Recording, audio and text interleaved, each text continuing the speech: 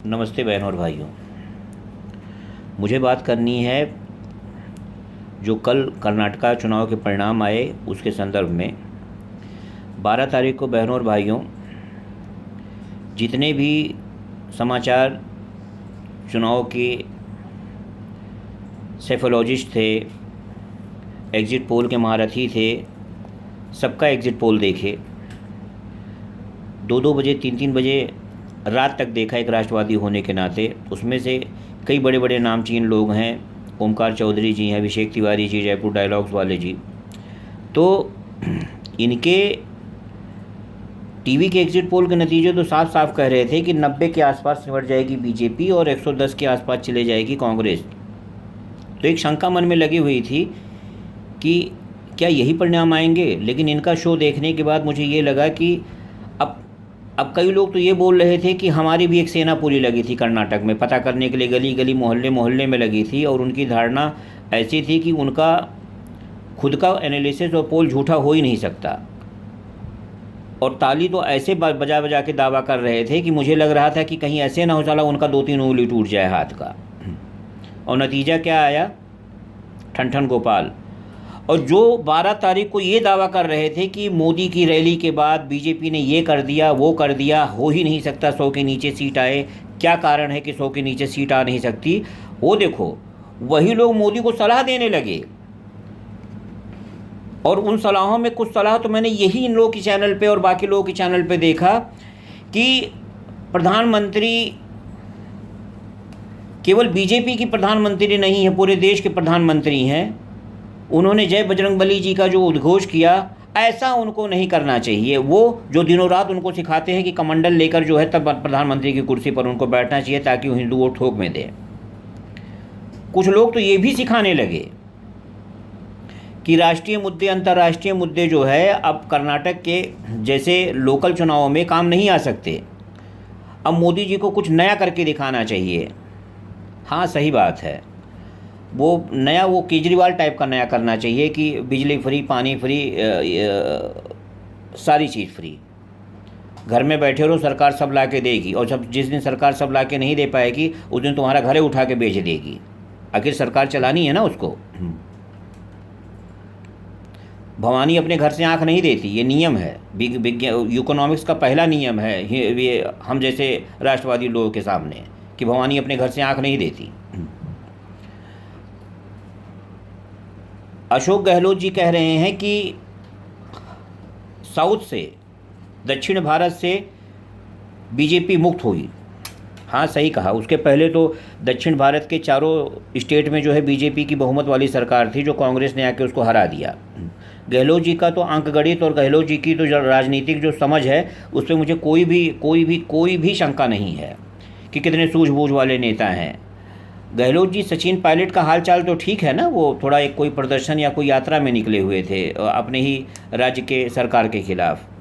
पानी वानी पिला आइए, कहीं ऐसे ना हो 2-4 महीने पहले ही कुर्सी चली जाए। और वो भटिंडा के महाराज राहुल गांधी जी, वो कह रहे थे कि मोहब्बत की जीत हुई है, नफ़रत की हार हुई है। अमेठी में उनके हिसाब से हिंदू मुसलमान जो है एक दूसरे के गले काट के जो है टहल घूम रहे होंगे। और वायनाड में है ना, वायनाड सीट से लड़े ना, वायनाड सीट में जो है हिंदू मुस्लिम एक दूसरे को गले लगा रहे थे, भयानक तरीके से एक दूसरे को चूम चाट रहे थे। और वो मोहब्बत की वजह से जो है वायनाड में वो चुनाव लड़ने के लिए मजबूर हुए। इतना भयानक उनको वहाँ पे मोहब्बत दिखी, भाईचारा दिखी। इनके मन में इतना भाईचारा, इतना प्रेम मोहब्बत है कि वो जाके कैम्ब्रिज में उगल देते हैं कि हमारे देश में चारों तरफ मोहब्बत और प्रेम ही है। और केरल में इनको सबसे ज़्यादा भाईचारा और मोहब्बत दिखाई दिया और इसीलिए वहाँ पे उन्होंने लड़ने का निश्चय किया कि जितनी एकता, सांप्रदायिक एकता जितनी केरला में है उतना पूरे हिंदुस्तान के किसी राज्य में है ही नहीं। मैं तो बोलता हूँ कि जितनी एकता है, सांप्रदायिक एकता पश्चिम बंगाल और केरला में है और कश्मीर में उतना कहीं है ही नहीं है। और राहुल गांधी जी के और कांग्रेस के और बाकी विपक्षी दलों के लिए मोहब्बत और भाईचारे की इससे बड़ा कोई ठिकाना नहीं।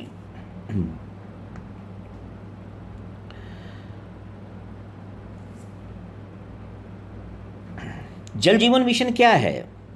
राष्ट्रवादी पत्रकार लोग एक हार में इनके पीछे से हवा निकलने लगी। ये मोदी को ही सलाह देने लगे, जो 280 से सीधा सीधा 350 सीट अपने दम पे लेकर आई है। कर्नाटक का एक चुनाव हारने के बाद इनकी तो बत्ती ऐसे गुल हो गई है कि जैसे अब ज़िंदगी में अभी कभी चुनाव होगा ही नहीं, जैसे जैसे प्रधानमंत्री की कुर्सी का कल ही इस्तीफा मांग लिया जाएगा। इनको यही नहीं मालूम है कि किसी भी हर चीज़ का विश्लेषण करना कैसे चाहिए, प्रस्तुतिकरण कैसे करना चाहिए। आप बहुत अच्छा काम करते हैं, जिनके लिए अच्छा काम करते हैं उनको समझ में नहीं आता। इसका ये मतलब नहीं हुआ कि हम अपना अपना अपना काम बदल दें, अपना काम करने का तरीका बदल दें, नहीं।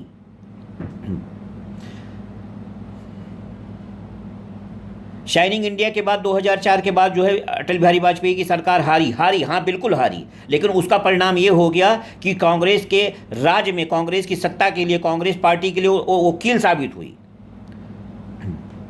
2013 तक आते आते सारे के सारे हिंदुस्तान वाले सड़क पर नजर आने लगे भ्रष्टाचार के विरोध में, और उसकी परिणति ये है कि आज कांग्रेस जो है कुछ सीटों में सिमट के रह गई। क्या उस तरीके का आप जीत चाहते हो? अपने पद से भटक के, अपने उद्देश्य से भटक के कोई दूरगामी परिणाम नहीं दे सकता, कोई भी राष्ट्र को वो दिशा नहीं दे सकता जो एक चुनाव का भूखा राजनेता दे सकता है, कभी नहीं दे सकता। अटल बिहारी वाजपेयी 2004 में हार गए, लेकिन उन्होंने चिरस्मरणीय जो है इतिहास रच के गए। कितने लोग इंद्र कुमार गुजराल, एच.डी. गौड़ा, देवगौड़ा वगैरह के राज्य को जानते होंगे, उनकी सत्ता को समझते होंगे। हार या जीत मायने नहीं रखती है, मायने रखती है कि आप अपने उद्देश्यों पे कितना खरे उतरते हैं। उसी दिन ठीक 13 तारीख के दिन यूपी में भी तो चुनाव हुए, सुपड़ा साफ कर दिया सारे लोगों का। वहाँ पे तो मोदी का डंका नहीं था, वहाँ पे तो मोदी जी का नाम नहीं था। योगी जी अपने बलबूते पे और कठोर प्रशासनिक निर्णयों के कारण जो है पूरा का पूरा जो है जनता का दिल जीत चुके हैं। उनको कोई केजरीवाल बनने की ज़रूरत नहीं है, उनको लॉलीपॉप देने की ज़रूरत नहीं है कि 500 रुपया स्त्रियों के लिए, 500 रुपया पुरुषों के लिए, जो छोटे बच्चे होंगे 250 रुपया उनके लिए, तो हमको वोट दो। ये करने की ज़रूरत नहीं पड़ी, ये करने की उनको ज़रूरत नहीं पड़ी।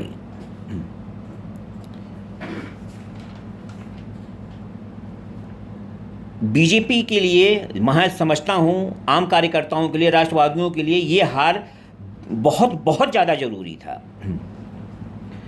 हमने पश्चिम बंगाल के चुनाव में देखा, चुपे चाप कमल छाप हमारे प्रधानमंत्री जी बोलते थे। वहाँ के हिंदू, वहाँ के राष्ट्रवादी लोग, वहाँ के मुस्लिम भाई लोग इनके कहे अनुसार टीएमसी के विरोध में जाके चुपे छाप कमल छाप कर दिए। कुछ सीटों से जैसे ही ममता बनर्जी आगे हुई और जैसे ही पश्चिम बंगाल में जो है चुनाव ख़त्म हुआ, मारकाट चालू। हमने टीवी पे सुना, भाजपा का कार्यकर्ता रो रहा था कि उसके घर को घेर लिए हैं, चारों तरफ दंगा मचा हुआ है, मोहल्ले से खींच के जो है लोगों को ले जा रहे हैं, वहाँ पे कस्में दिलाई जा रही हैं, लाठियों से मारा जा रहा है, बम फोड़ा जा रहा है, बचाइए।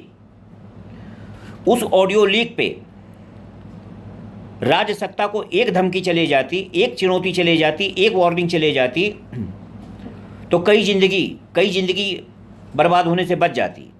लोगों ने पश्चिम बंगाल से बाहर के बिहार में शरण लिया था।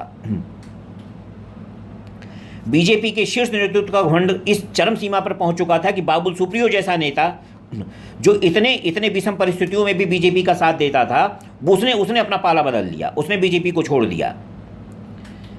एक कार्यकर्ता को वहां पे मोहल्लों में खींच के मारा गया, बेइज्जत किया गया। जेपी नड्डा साहब वहाँ पहुँचे और वहाँ पहुँच के उन्होंने जो है क्या किया, वहाँ पहुँच के उन्होंने जो है साधनारत होके जो है वो मौन धरना दिया।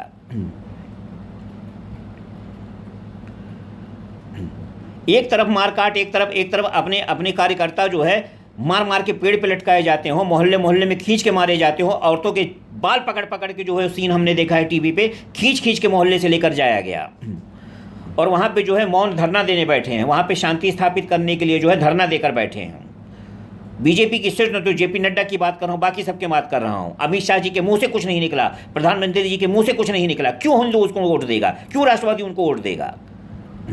जान है तो सब कुछ है।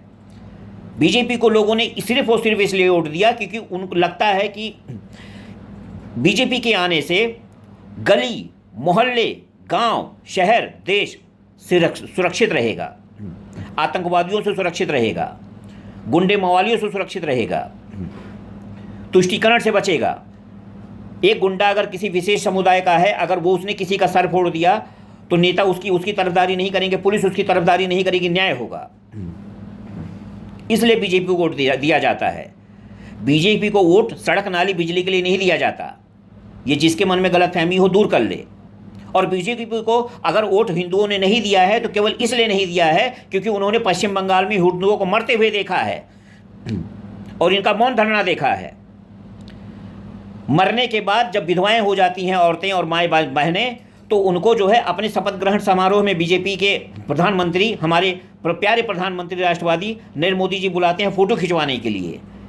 क्या इससे उनकी दौलत आ जाएगी? क्या इससे उनके पति घर से वापस आ जाएंगे? आपने समय से अगर कार्रवाई की होती तो उसमें से कुछ पति, कुछ मर्द मरने से बच जाते। ना आप किसी कोर्ट को जवाब दे पाते हो, ना विरोधी दल के जो है आतंकवादी कार्रवाई पर जवाब दे पाते हो।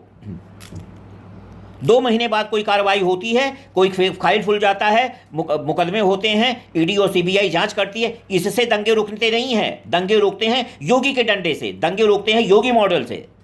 और देखो, इतनी कड़ाई करने के बावजूद भी उसने कोई 400-500 रुपया किसी को भीख नहीं दिया, कोई अनाज नहीं दिया। वो कोई गारंटी नहीं देता है कि आप काम ना करो फिर भी मैं आपको खाने के लिए दूंगा, आपको फोकट का घर दूंगा। लेकिन जनता ने 80 से 90% तक उसको वोट दिया है और बम्पर वोट से जिताया है। बनना है तो योगी बनो, वरना चुनाव के लिए तो कुकुरमुत्ती के सरीका गली मोहल्ले में नेता खड़े रहते हैं। और मैं विनती करना चाहता हूं उन राष्ट्रवादी पत्रकारों से जो यूट्यूब पे बैठ के बड़ी बड़ी बात करते हैं, हमारे 25 आदमी 30 आदमी हैं, एग्जिट पोल करना ना आए, अपना काम करना ना आए तो चुपचाप जाके 10,000 की कोई नौकरी करो, यूट्यूब पे चूतिया बनाना छोड़ दो, दूसरे का समय खाना छोड़ दो। जय हिंद, जय भारत।